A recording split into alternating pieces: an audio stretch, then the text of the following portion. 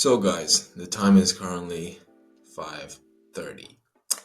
Being Sunday today, I have my self-reflection, which is something I have not done in ages, perhaps 2 weeks or so. So it is clear that my clarity and my sense of direction has become cloudy. It has become vague. So I'm very excited to see where I go with my self-reflection because it will be very interesting to look back and reflect on all the mistakes I have done in the past 2 weeks. Now, we look over our mistakes and regrets not to feel bad about it, not to beat ourselves down for it, but for the purpose of finding the pattern that caused the mistake in the first place, is to allow ourselves to learn from our failure so that in the future we won't make the same mistake twice. Now, this is very effective in a way that it stops us from repeating our bad behaviors, repeating the things that we later repent, simply because we understand what it is that caused the issue. Now, it is inevitable that when looking back at our old behaviors and old regrets, we will somewhat feel bad about ourselves. We will scold at ourselves. We will feel angry at ourselves. This feeling of judgmental upon our own actions is going to happen. We cannot avoid this fact. What we can do though is to understand that this is only a phase in our life. That what has happened. And the longer you hold on to this feeling and not let it go, the longer it will bother you. So just view your old actions and regrets as a thought. View it, analyze it, and let it just fly by over your head so that you don't hold on to this past feeling. Because holding on to past regrets is very expensive, both mentally and physically. It will drain you. It will be very demanding on your health. So let it go. Let your worries go. Let your regrets go. But don't just forget about them. Learn from them so that in the future you won't make the same mistake twice. But yeah, it's day 321 and I hope you guys had an amazing day and I'll see you guys in a bit. Hey guys, it's currently around 5:51 and today I haven't really did a good job at recording. I know, and I'll do better on that part because recording frequently is really a way for me to keep myself accountable, is to put myself in a position where I stay conscious because every time I pick up a camera, and even though the things I say sometimes might make absolute no sense to you guys, to me, that is literally enough for me to stay in the present, to stay focused, and to have my clarity as to what I should be doing and what I should not be doing. Because sometimes we all want to stay positive. We all know that staying conscious is the best way to stay focused and to stay away from distractions. However, although a lot of us know is the right thing to do, we don't really stay present. We allow our subconscious mind, our unconscious mind, or to take over our emotions and let the emotions drive our actions. And that majority of the cases leads to a lot of disappointment because our emotions, our human desire will always go towards pleasure, will always pick the easiest route.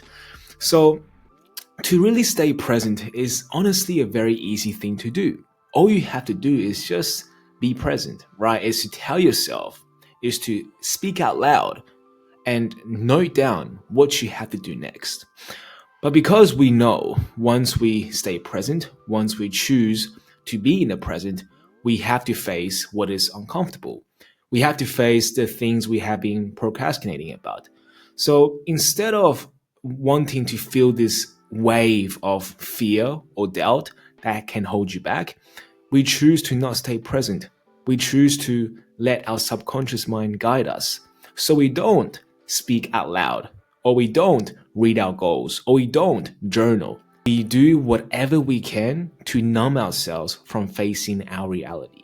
And if you are not already journaling, meditating, or just speaking out loud to yourself what you have to do, read your goals, then it is most likely that you don't have a routine that you can stick with because you are not clear. You don't have a sense of direction in life.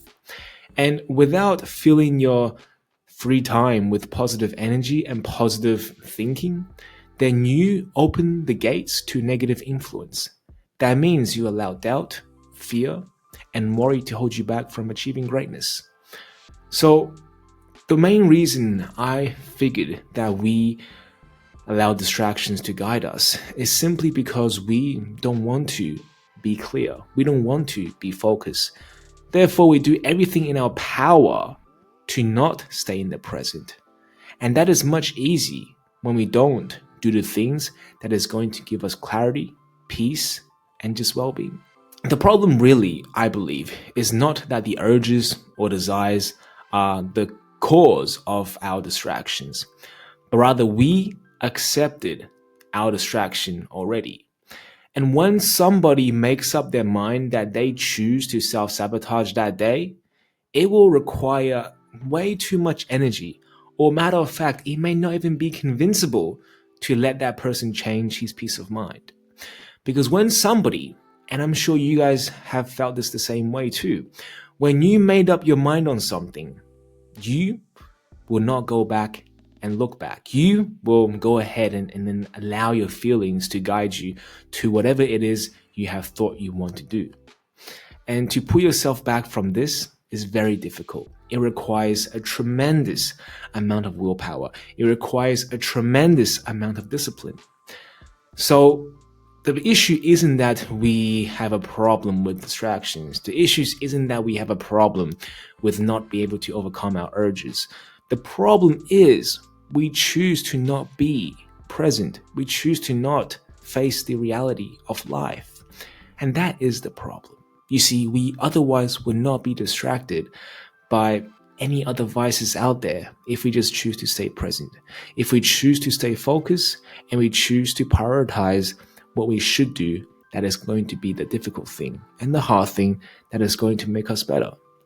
If we accept that as the only way of life, then distractions will not be an issue for you or me. However, it is because we know facing our truth is going to be a difficult journey. It is why we resort to the temptations or the urges, the instant gratification, the pleasures of life, because we don't want to face reality as it is. We don't want to grow as it is.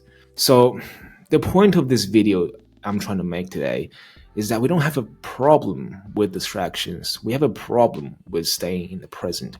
We have a problem staying conscious with our intentions and desires. Because if we are intentional with every single step and choice in life, then we will be clear. We will be a straight shooting star achieving wonders in the world. But because we choose not to, it is why we find ourselves falling in this constant loop of self-sabotage, the hindrance of greatness, and the squander of our valuable time. It is because of this that we repent for all the actions we do in life, and it is because of this that we hate ourselves and we beat our own self-confidence down, when the issue lies not in the distraction we pick, but rather the choice we have made in the beginning of our day. And that is to rather be present and face life as it is, own up to the BS and just take it like a man or girl, or to be enslaved by our heart, to let feelings guide our every single step, and be an absolute nobody. The chances are, every single day when you wake up, you have made your choice. And to overcome that choice requires a tremendous amount of willpower and discipline. But it is definitely not impossible to change. However, just know once you make that choice, it is going to be that for the day. That being said, I hope you guys have learned something from this. But if not, like always, I'll be here for you guys tomorrow. But until then, good night.